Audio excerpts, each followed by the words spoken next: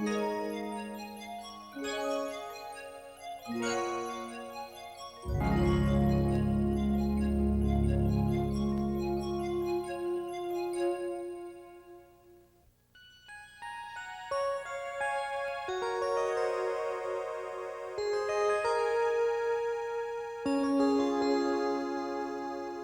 what developmental processes does a newborn come to be a social being?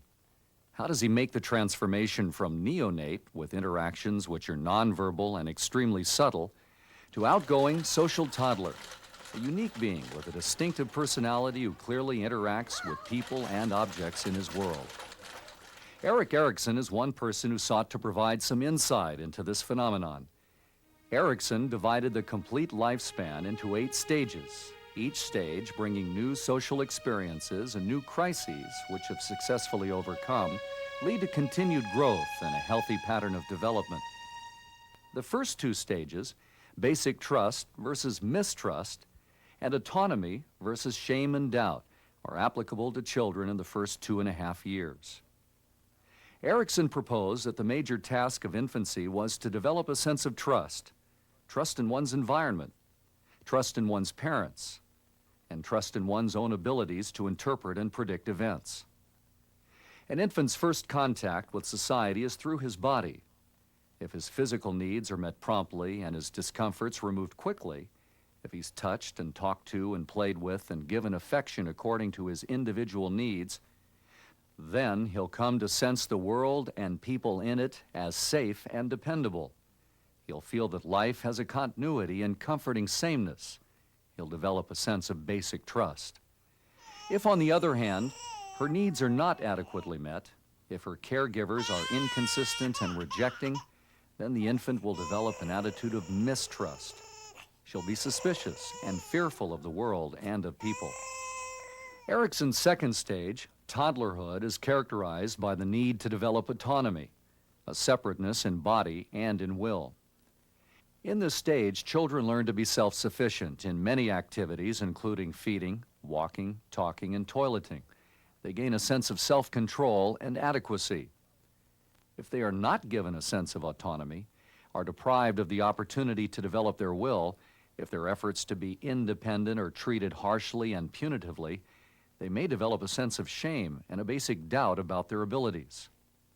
Erikson's first 2 stages, then, present a broad overview of the emotional and social tasks of infancy and toddlerhood. Since Erikson's time, other psychologists have studied infant emotional social development and have focused on several factors which they feel are extremely important. Some of these factors are innate, others environmental. Temperament is one innate factor. Temperament is a generic term used for a group of related traits describing the infant's typical responsiveness to the environment. This responsiveness is partially determined by heredity and includes characteristics such as activity level, sociability, sleep patterns, fussiness, distractibility, fear, and ease of adapting to new situations. There have been many studies of infant temperament and many different ways of classifying infants and their traits. However, pioneering studies of infant temperament done by Thomas, Chess, and Birch provide a useful categorization. They divided babies into 3 temperamental groups: easy, difficult, or slow to warm up. Easy babies, who made up 40% of the sample studied, are often described by parents as good or happy babies. They react with moderation to new stimuli. Their generally sunny disposition makes them easy to live with. Difficult babies, making up 10% of the sample, are described as being intense, labile, and unpredictable. They cry often and loudly. And these children show little regularity in sleeping or eating and are easily upset by new experiences. The slow to warm up babies, comprising 15% of the sample, react to new stimuli with quiet caution. They adapt slowly to change, such as a new food or an unfamiliar babysitter, and they may be considered withdrawn or shy. Although 35% of babies are a mixture of the 3 types described, most infants and young children do have a dominant reaction pattern. It's thought that many traits in an infant's temperament are enduring, lasting over several years, sometimes over a lifetime, though many do change as a result of experience. Studies show that 4-month-old babies who become over-aroused to visual stimuli and react by increased body movements and crying frequently become shy, fearful children when they're 2 to 3 years of age. In contrast, babies who show minimal motor activity and crying when exposed to the same stimulation are likely by 2 or 3 years of age to be sociable, gregarious, fearless children. It's thought that the enduring nature of these traits is reflective of different arousal patterns in parts of the children's central nervous systems. This is not to say, however, that children cannot change. In a long-term study of temperament, 50% of very shy, timid, and fearful 2-year-olds, with gentle coaxing and guidance from their parents, became children who were not extremely timid, shy, or fearful by 7.5 years of age. An infant's temperament obviously affects the parent-child relationship.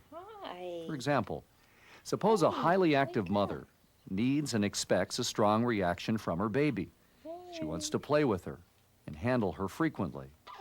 But her infant, who has an innately quiet temperament and low activity level, doesn't like to be stimulated much.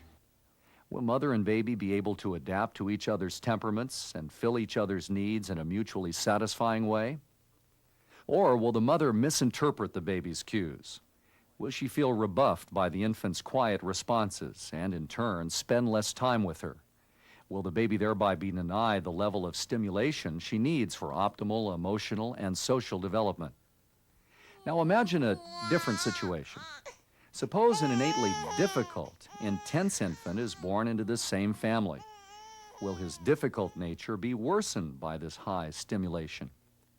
Or will his parents be able to adapt to his characteristics by giving him a less stimulating corner of his own and handling him with the calm, firm consistency he needs for optimal development?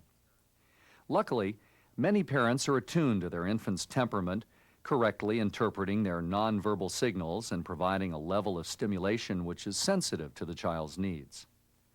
But for some parents, especially those with babies who are difficult or slow to warm up, additional guidance and support from a professional may be needed to help the parents learn how to provide appropriate stimulation for the baby and to cope with the frustration, anger, or disappointment that often arises in such a situation. To review, temperament is a generic term for a group of related innate traits describing the infant's typical responsiveness to the environment. It includes characteristics such as activity level, sociability, and ease of adapting to a new situation.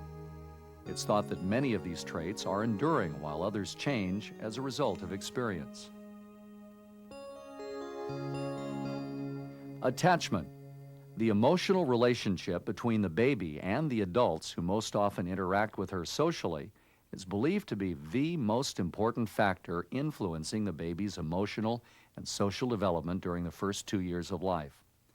Attachment, which usually develops from the first days of life, continues throughout childhood, and some say throughout life.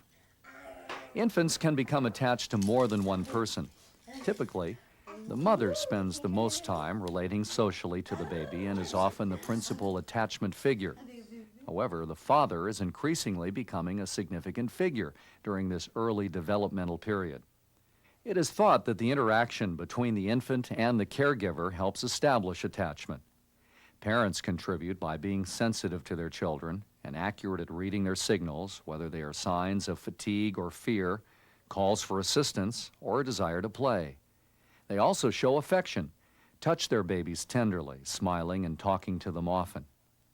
The infants contribute by interacting non-verbally with the parent, playing with the parent's fingers or hair, babbling and smiling at the parent.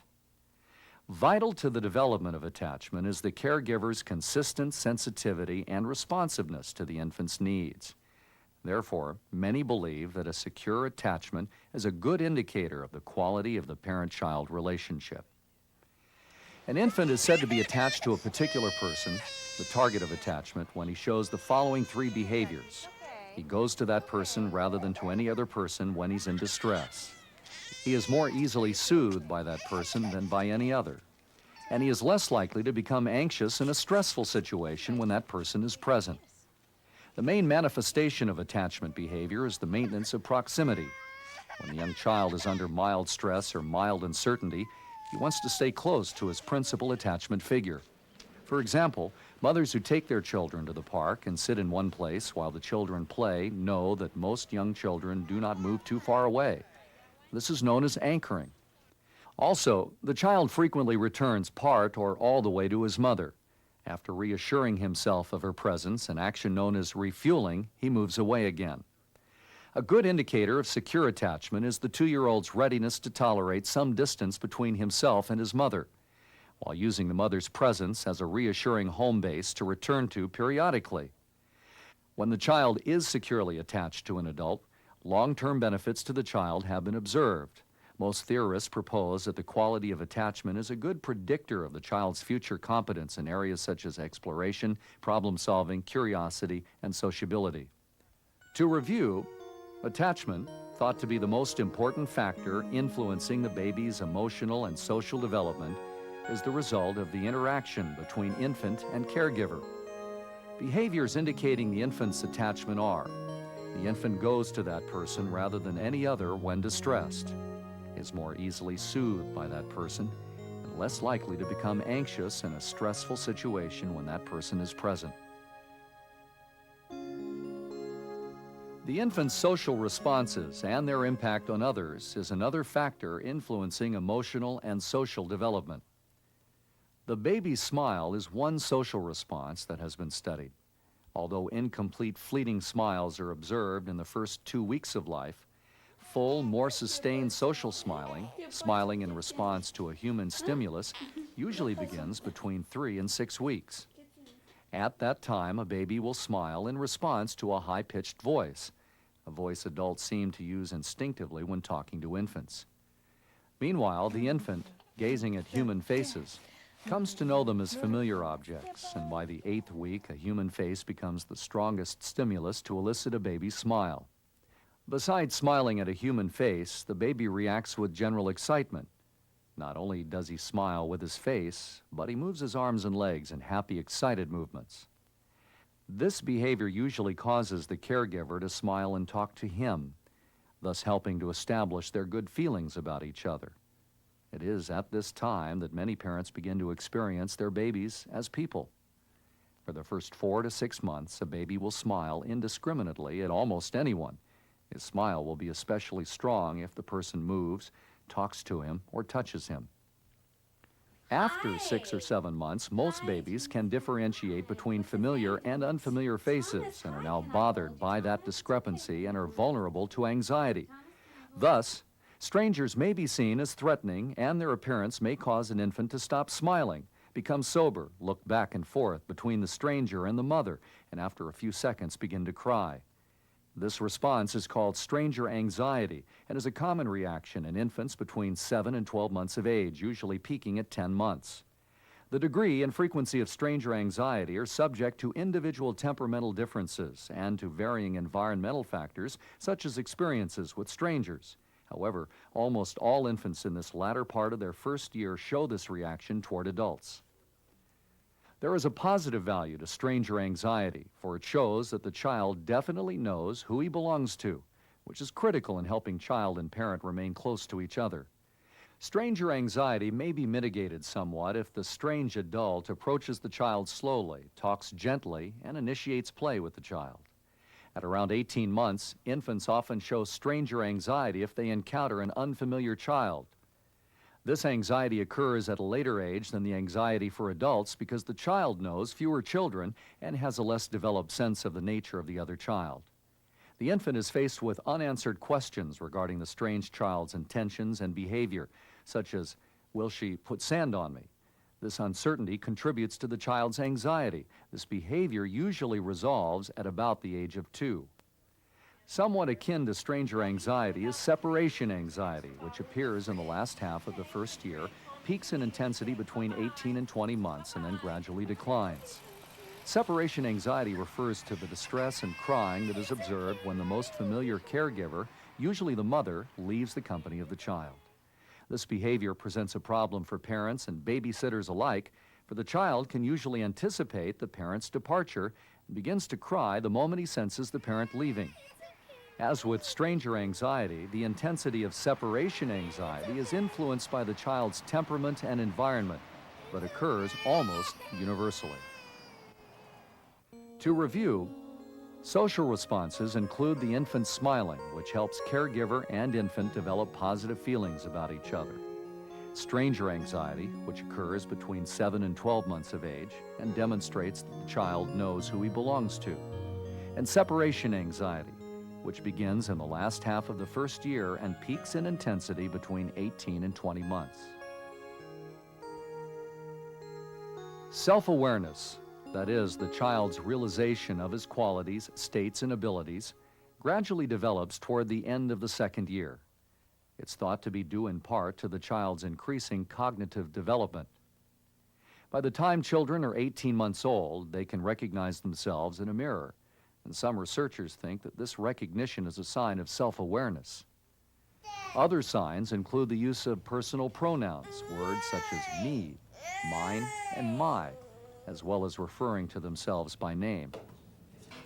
It has been found that children who become more aware of themselves at an earlier age than other children become more possessive and are more likely to become involved in quarrels.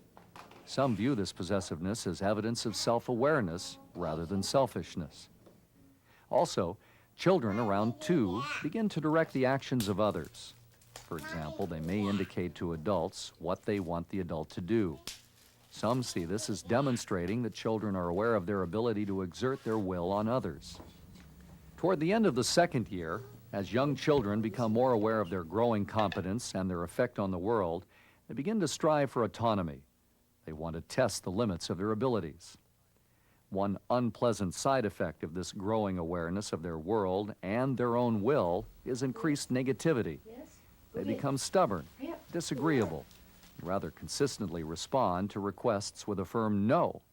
One observational study found that conflict between toddlers and their mothers doubled between the ages of 14 months and 24 months, from 3 per hour to 6 per hour.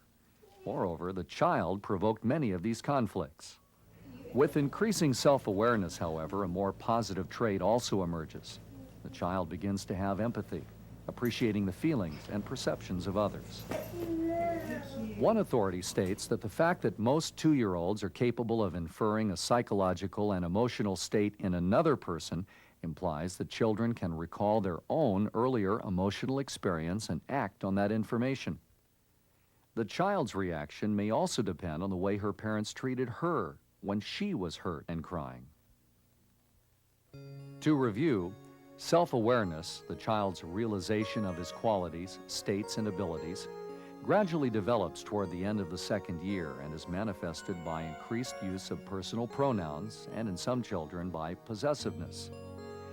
Negative behavior, such as stubbornness, and positive behavior, such as empathy, may accompany self-awareness. The development of standards is another important facet of the young child's social emotional growth. Some authorities, such as Jerome Kagan, believe that these standards are the beginning of the child's understanding of right and wrong, good and bad. By the second birthday, most toddlers have developed standards of acceptable behavior. They are aware that behaviors such as breaking things, dirtying oneself, and hitting are unacceptable. If they observe this behavior, they will react with a special emotional expression. At this age, children are also keenly aware of the results of unacceptable behavior.